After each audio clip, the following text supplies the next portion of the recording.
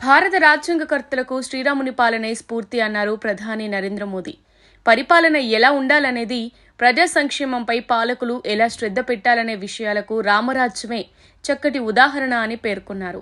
ఆదివారం మన్ కీ బాత్ కార్యక్రమంలో ప్రసంగించిన మోదీ, రాజ్యాంగంలోని పార్ట్ 3 ప్రారంభోత్సవంలో సీతారామలక్ష్మణుల చిత్రాలకు రాజ్యాంగ నిర్మాతలు స్థలం కేటాయించారని గుర్తు చేశారు.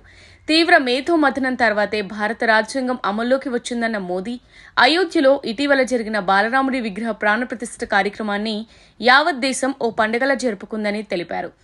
ప్రజలందరి మాటల్లో, మదిలో రాముడే ఉన్నారని చెప్పారు.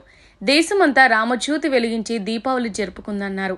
ఇటు పద్మ అవార్డుల గురించి ప్రస్తావించారు. పద్మ అవార్డుల ప్రధానం విషయంలో చాలా మార్పులు జరిగాయని, ప్రస్తుతం ఇవి ప్రజల అవార్డులుగా మారాయని తెలిపారు. సమాజంలో మార్పు కోసం కృషి చేసిన వారికి ఈసారి పద్మ అవార్డులు దక్కాయని పేర్కొన్నారు.